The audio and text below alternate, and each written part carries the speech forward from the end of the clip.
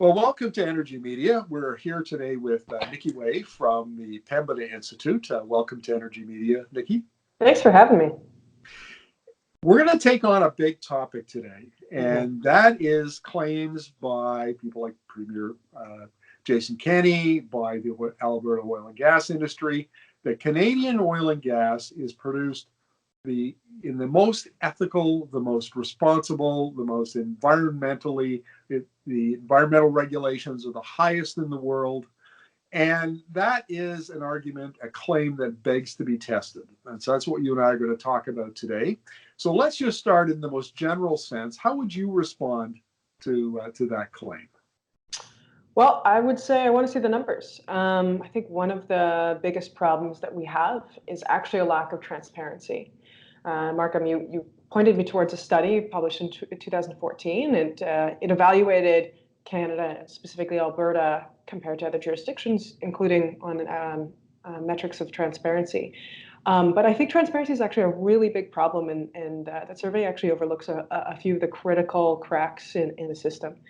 If you look at the data, you really don't actually see the full picture. You can't tell when an operator is actually following the rules and what happens to that operator when they don't. The AAR does have one reporting system for that, but when you actually dig into that, you see that it doesn't tell the full story.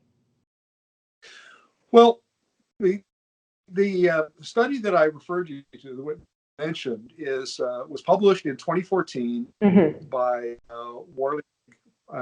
Worley Parsons, the big international energy and consulting firm. And what it did is that it compared the Alberta regulatory system to other jurisdictions like Norway or the UK and the United States. And the problem right off the hop with that particular study is that it was focused only on design and not on performance. And you can have a wonderfully designed regulatory system, but if it doesn't perform as intended, then really of what the conclusions are suspect. So what's your take on it? I think you hit the nail on the head. When you actually look at how the AER was set up, in theory, this was actually a great process. It asked a lot of the right questions when they were setting up the regulator. You know, how do we ensure public confidence? What does transparency look like? How do we make sure that we're confident in that the companies are following the rules? And what is regulatory excellence? And so we often hear the words regulatory excellence, and that's often repeated by industry and the government. And that term actually came from that original setup. And I really don't think that the execution has followed the vision when the AR was initially set up.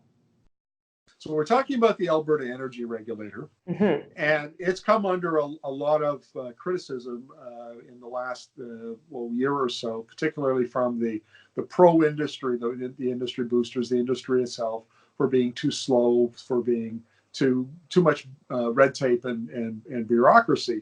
How do we reconcile the excellence, the idea of regulatory excellence, and something that's efficient and doesn't delay projects, doesn't delay economic activity in an undue way?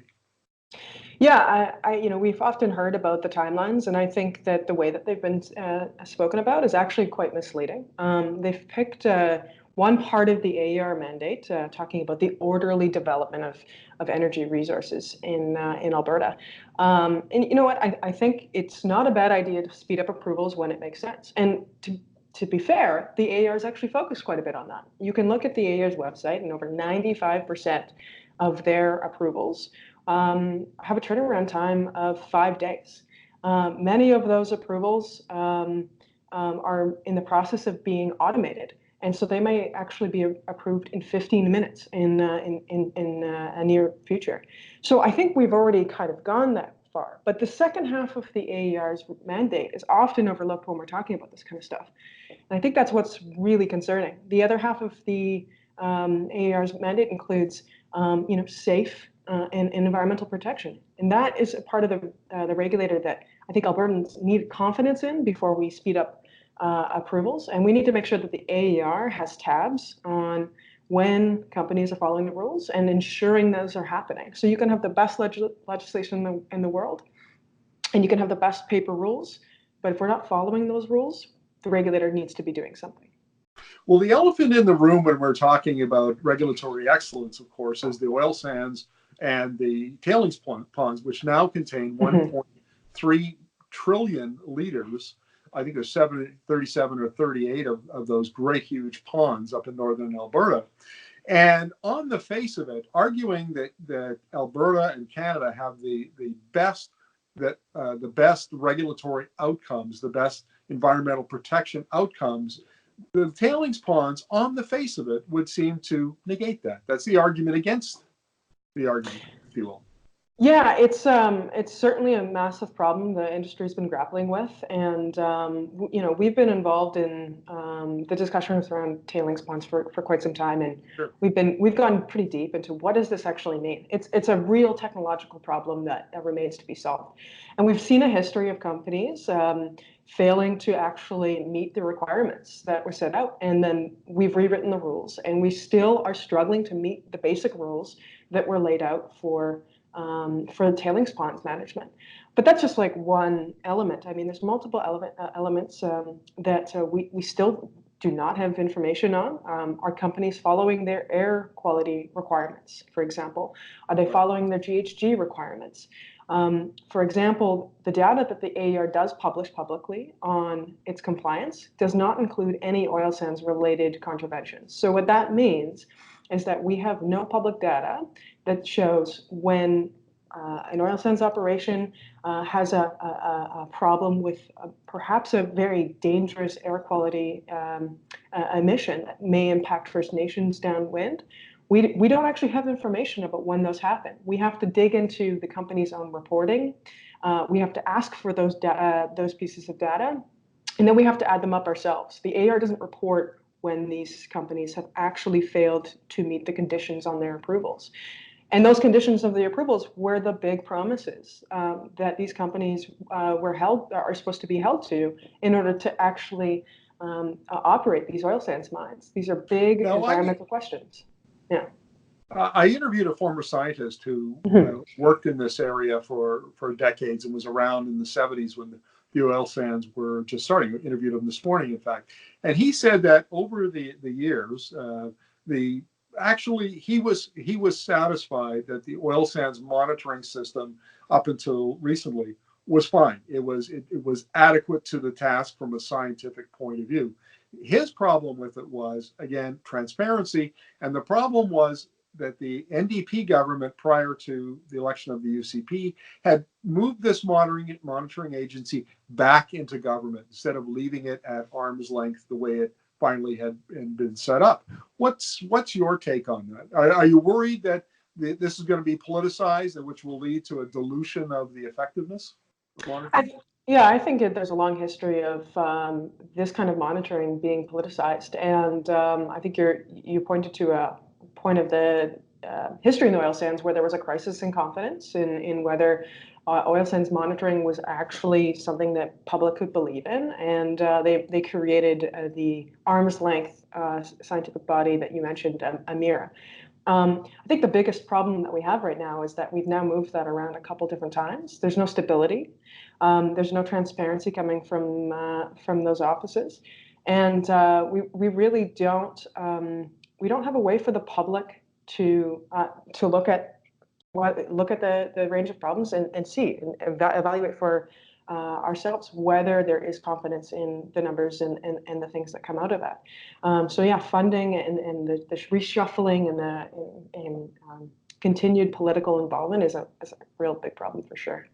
Well, let's talk about conventional production for a moment.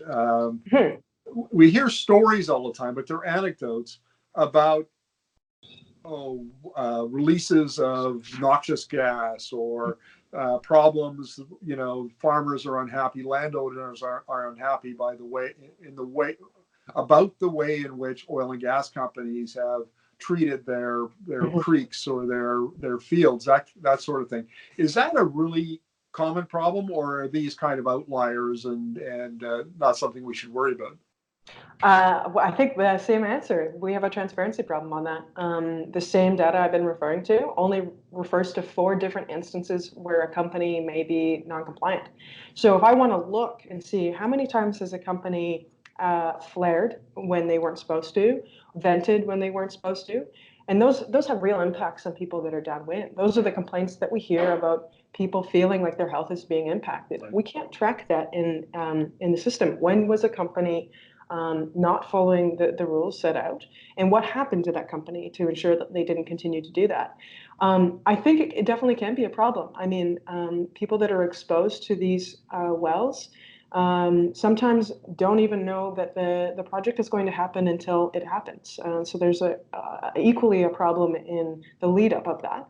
The AR has done some good work trying to work with nearby folks to kind of ease up tensions before a project comes in. But ultimately, there's a power problem. Landowners that are nearby these projects, they don't have any kind of real negotiating power in this. And they are exposed to the consequences of a project like that. And if there's problems when the company doesn't play by the rules, the landowner can't do anything about them. So their health may be impacted without their consent. How extensive is this problem? Does it affect a small percentage of the operations that we see in Alberta and say Saskatchewan and BC to a lesser extent? Or is this a widespread problem? I guess we don't have the data, but are you getting any feedback from that would suggest it's a big problem, or would the feedback suggest it's a minor problem? What's your take? I think it definitely becomes a problem. We see a lot of flare-ups when there's a large amount of activity when oil and gas prices are high. Actually, specifically when oil prices are high and gas prices may be low. One of the things that happens is when companies are continuously drilling for oil, but gas is not really profitable to conserve, they often will flare that off. And that might mean that many projects upwind cumulatively add up to a big air quality problem. There's no monitoring of that problem unless there's specific gases that are regulated, such as sour gas. But if the well is not sour, these different wells may be flaring. There's no air quality baseline. There's no ongoing studies of what the air quality is like. And it usually takes multiple people complaining of severe health impacts to get anyone's attention. And even at that point, often it's found that there's no conclusive data that companies have done any wrong, and we can't follow up to confirm that or deny that. So, yeah, this is a thing that definitely flares up and it gets attention for a while, and then we can't really track it any further unless there's a commitment to follow up on that. Well, let's talk about abandoned wells, because that was a perhaps manageable problem in the past. Now we see the junior and mid-cap sector of the industry in big trouble, companies failing, then they leave behind these abandoned wells that need to be reclaimed and capped and so on. Does the issue of abandoned wells play into environmental regulation and excellence in regulation?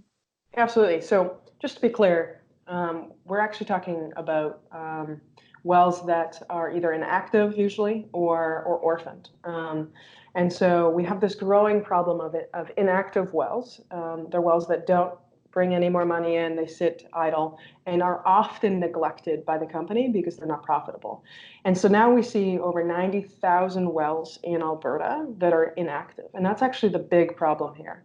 Much of the news has captured our orphan well problem when companies go bankrupt and companies no longer have any assets to cover that cleanup.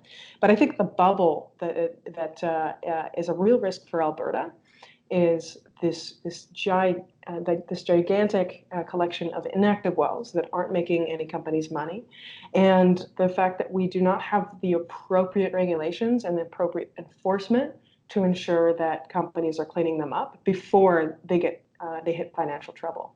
And so if we have a persistent dampened price on oil and companies continue to feel the strain over years, I think this is really going to be a massive liability for Alberta. It currently does not fall directly on taxpayers, but taxpayers do subsidize this, and I think they will continue to feel the strain from that as industry will struggle to clean up. I interviewed some folks at Husky Energy about their Mm-hmm. well reclamation, and the impression I got, because I've interviewed other companies about this as well, is that the bigger companies, so the big five, the Husky, Imperial, Suncor, Cenovus, CNRL, they have the resources, they have the technical resources inside, they have them internal to the company, they have the money, they have, and so on. They appear to be fairly committed to reclaiming inactive wells. Like they have a program, they're bringing the costs down. They tend, it appears to me that they're committed. I worry about the 20% of production, or the number of the smaller producers that are hard, they're cash strapped, they're barely keeping their head above water. And what's one of the first things that they're going to neglect or ignore? It's going to be these inactive wells. Am I right to worry about that? Is that a problem? Are the big guys? Yeah, I think you definitely are pulling the right thread there. One of the things that we have seen happen in the last 4 years is redistribution of some of those inactive wells. So we saw a massive movement of some of those wells that were inactive and non-profitable from some of the large companies, and they were bought up by small players whose business model relied on trying to turn those things around for profit, whatever way they could. Often they relied on the assumption that they were going to have money at a later date, and they did not have the resources in-house to clean up those liabilities at the time. And so that liability begins to build up on their balance sheet, and the price of oil has not bounced back like many of them may have been banking on. And we've been left with a growing number of companies that made some poor financial decisions. They took a risk, and that risk might actually land on the back of the rest of us. Okay, so we've talked about the oil sands tailings ponds. We've talked about air quality monitoring from not only from the oil sands but also from conventional production. We've talked about the problem of orphan wells and inactive wells. There are also issues with pipeline. I mean, there's a fair amount going on here that would be considered a problem. If you were looking at excellence in regulatory and testing the claims that are being made by industry and, say, Premier Kenney. So how do you have any experience or, comparing the Canadian system and all of its warts with, say, Norway, the UK, or some of the Latin America or Middle Eastern producing countries? We haven't, mostly because when we try to dig into this data, we've hit some pretty big walls around what's going on. How does the system work? What does the regulator know and not know?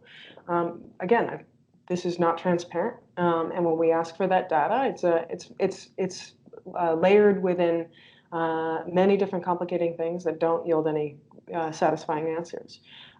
So I think it's a real problem that we can't get a straight answer about some of these metrics that we're looking to use, and therefore we could actually compare some of these jurisdictions. Maybe the Alberta system is actually well designed and is producing results, but I want to see numbers to back that up. When we do see some studies that do independent studies on certain factors of the Alberta system, we see that there's some contradicting factors. So, for example, one of the hot topics of today and that Alberta will continue to have to grapple with is its GHG emissions. We've seen studies that suggest that the emissions from the oil sands, for example, when we use international criteria to evaluate that, they're much higher than what is being currently reported. So, there's a lot of questions that remain unanswered, and I don't think we can make the claim that we have a world-class system unless we see the metrics that back that up. Is there data available, and has there been analysis done of other regulatory systems, and again, UK, Norway, and so on? Is that information available? I don't have anything off the top of my head. I'd be happy to see if I have anything of substance I can send your way. I was just curious because it seems to me that if we're going to say that our system is better than another country's regulatory system, we need also to know about that country's regulatory system. Otherwise, the Exactly. comparison is kind of, it's not an accurate comparison, right? Yeah. A lot of this seems to be the claims come from anecdotal evidence, and I can understand why. We get a lot of oil and gas professionals out of Alberta that work in the Middle East, they work in Europe, they work in Latin America, the U.S. They're down in the U.S. all the time, and then they come back and compare it to what they know back home, and they go, well, yeah, we're better. But that's not a systematic analysis. That's not a data-driven, evidence-driven analysis. It's just anecdotal. And I think, it's anecdotal, and I think the other thing is sometimes we're comparing to a pretty low standard, and so I think it really misleads us I think it's dishonest to sometimes to claim that we have this the standard of excellence when we're comparing to the bottom of the barrel. I think Canada and Alberta's oil is going to increasingly be under scrutiny for its environmental performance. And I think the attention on its performance right now is not going to go away with how the current conversation is going. I think it's actually stirring up more questions. And I don't think we can blindly continue to say we have a world-class system until we resolve some of those questions and actually step up the bar to deal with growing, more complex problems that this industry will face. Nikki, thank you very much for this. Really appreciate it. And I have no doubt that we'll be having this conversation or some version of it again in the future. I think it's an ongoing debate for some time, I think, for sure. But I think the important, you put your finger on it there. We're not having the debate. What we're having is a series of claims that are not being discussed and are not being tested and debated. So, it's been a very one-sided discussion so far, and hopefully this video will make a little contribution to expanding the debate. Yeah, thanks for kicking it off. Thank you. All right, have a good day. Cheers.